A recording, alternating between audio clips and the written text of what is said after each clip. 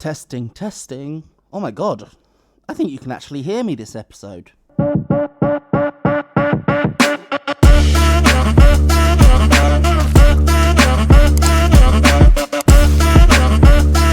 Hello there and welcome to episode of 10 of the USPW demo save, where we take the United States Pro Wrestling all the way through to the March pay-per-view. It's just the 3 months for the demo. It's our way of getting into the new game and finding out a little bit of how it works before we start our big from then to now save next week for the demo. My name's Phantom TEW. If you're new around here, make sure to hit that subscribe button and hit that like button if you enjoy this content. So, this is the first episode of American Wrestling in the Jack Bruce era. Jack Bruce made his shocking debut in USPW last week, appearing in the company for the first time ever to attack Nicky Champion and lay out the challenge for red, white and blue. After an amazing Nicky Champion versus Steve Frehley match, which got an 88 crowd reaction if I remember correctly. So what do we do next? Well, there's only one way to find out. Let's get through our pre-show stuff. Nobody's getting the night off today, and last week we were in Florida, which makes you think we should probably stay in the southeast. We were in Orlando, so maybe we go to Miami. I think that'll be a nice little fit. If we go to our booking team, we want to spend some creative energy. We've got 250, we'll fill it up, so we get creative energy. Nicky Champion's got a bit of a gamble. Gimmicks, gamble, and a character idea. That's just those three, I reckon. And a safe bet character idea. Nice. SB. So what's going on in our backstage area? Well, last week it was basically our morale officer being dreadful. Persephone does some impressions. Charity Sweet and Sweet Danny Adams got a karaoke machine and did a duet. That's a new variation on the famous karaoke machine pre-show incident. Raven Robinson and Jack Jackson had a heated argument and had to be separated.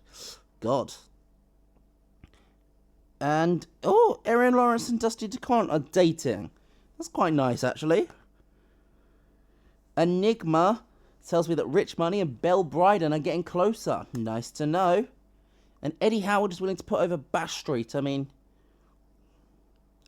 you're both heels, so I don't really know how that's going to work. And Jack Jackson's not happy with the morale officer, who's still dreadful, it seems. And before I move on, there is one thing I would like to address. A bit of news has happened since the last episode of USPW. We had the big debut of Jack Bruce, but in that time we've also lost a top star. On the Friday, Friday the 19th of February 2022, Running Wolf approached me asking for his release. After an attempt in negotiation to get him to stay, we realised that we were too far apart on creative ideas. As such, we have granted Running Wolf his release, and he is no longer with the United States Pro Wrestling Company. We wish him all the best in his future endeavours. Let's do some team bonding so that doesn't happen again. Oh, and that is big strengthening. Nice. So, now that that's been announced, let's get into the show. Okay, so we kick off with our normal opening segment. We've got our commentators coming out, making their big entrance, hyping up the crowd, getting everyone excited. Just a bit of fun, as we always do. We've got a pre-show match show today on our show here in Miami, with almost 5,600 people here. Pretty well sold out show. And our pre-show match is actually our storytelling match because I couldn't think of one on the main show which fit. So I'm still using this cheat. As Leave LeBarm defeats Outlaw Wes Revel with his big top rope leg drop. It's the experience of the Outlaw versus the youth of LeBarm. Gets a 42 wrestling rating and a 40 crowd rating, giving us a 44 overall. We get Jack Bruce coming out to start the show. He comes out and he's cutting this promo, talking about how last week I arrived. I told everyone that I'm the most must-see, the most talked about wrestler in the United States, even without USPW. And all week, all anyone can talk about is, oh my god, Bruce turned up. Jack Bruce is in USPW. Because Jack Bruce is bigger than USPW. There is nobody in USPW history that is bigger than Jack Bruce.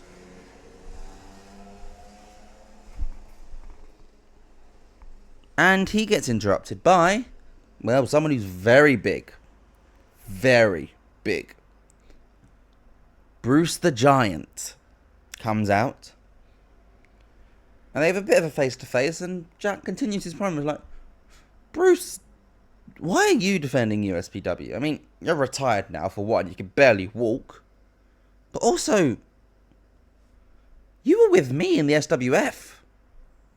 Like, you're not a USPW original. You came here to do a favour.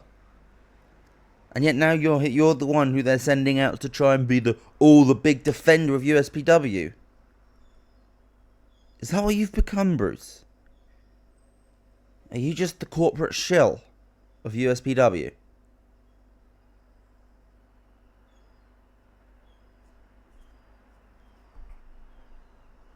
Well, it doesn't matter to me, Bruce. Because this Saturday, I'm walking out as the USPW champion. And there's nothing anyone in this company can do about it. Gets a 95 rating. Although I have now realised I forgot to put this involved in the storyline. Fortunately, that's the storyline which is already hot. We get a tag team match. Casey Valentine teams up with Regular Joe to take on Funky Fedora and Cooper Christie, the two proteges of Rich Money.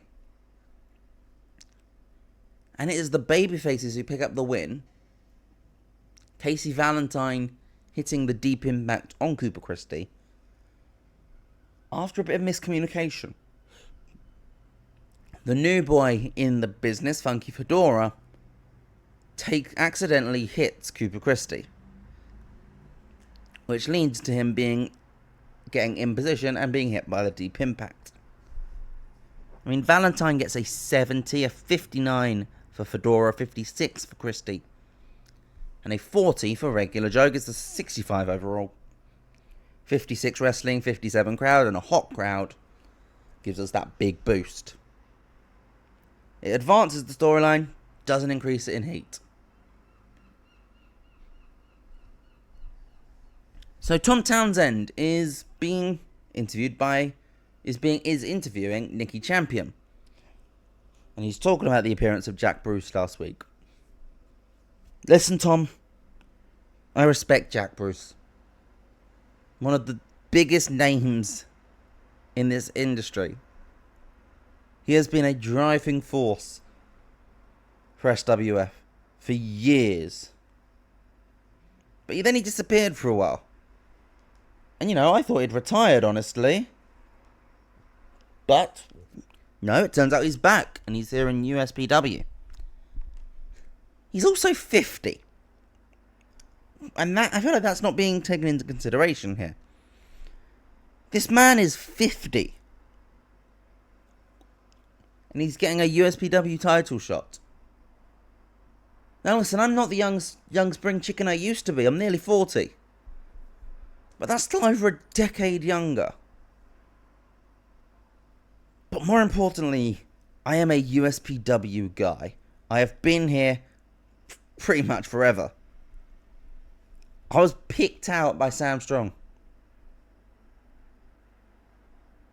The man who you insulted. My mentor. So if you come for USPW, you come for me.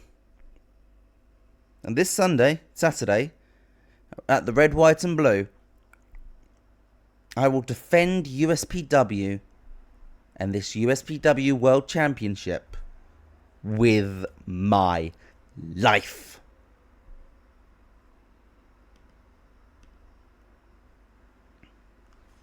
We get a quick 4-way video package as Alina America, Jamie Quine, Pariah and Tiffany Jade each get a minute pre-recorded to talk about why they should be the USPW Women's Champion. Which I believe leads straight into a big match. It doesn't. We get Julius Moore cutting a promo on Zeus ahead of their match on Saturday. Talking about his defences, how he came through from football and became a star in wrestling. But Zeus wants to try and take away his accomplishments. That's not going to work. That's not going to fly, mate. This Saturday I will put you down. That's all there is to it.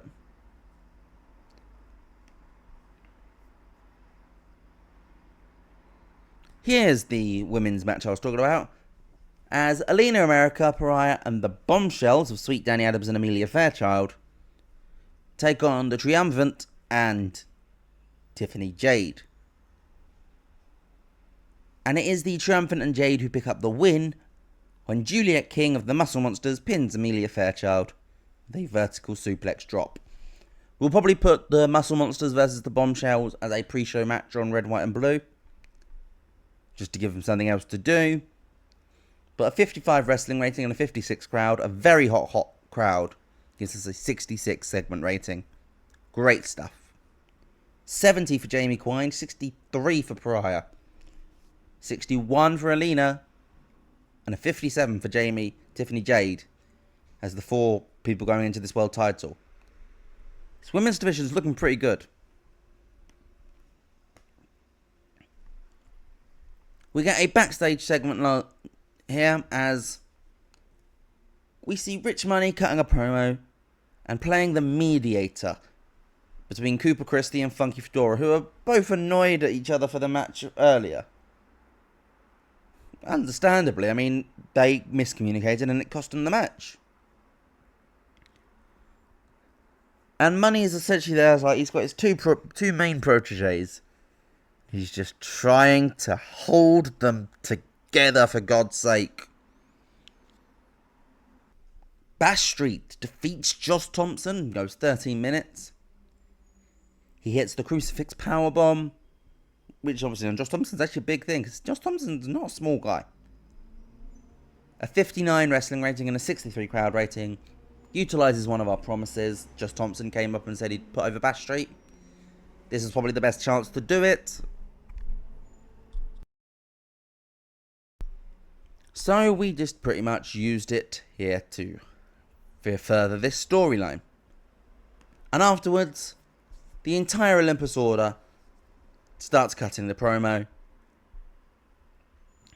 Julius Moore, Malik Chamberlain and Marcus English, of course, not on screen. But Bash Street, Ciel Valhalla and Zeus cut the promo, basically saying how the 3 of you don't stand a chance against us. So this Saturday, all of you will be staring up at the lights and wishing that the gods had helped you.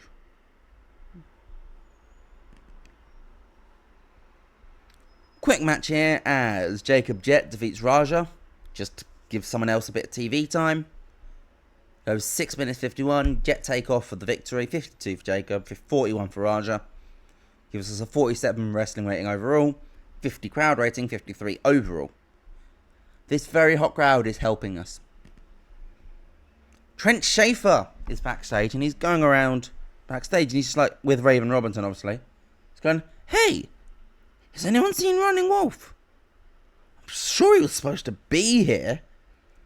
Talks to anyone he can find, hey, have you seen Running Wolf? No. What do you mean, have I heard the news?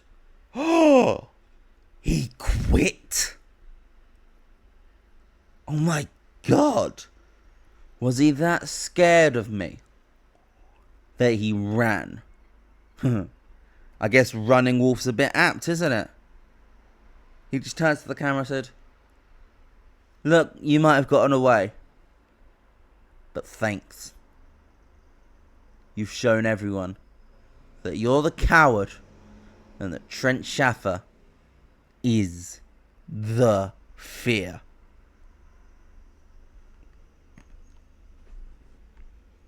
Another quick match here. Jack Jackson pins Clutch McLean.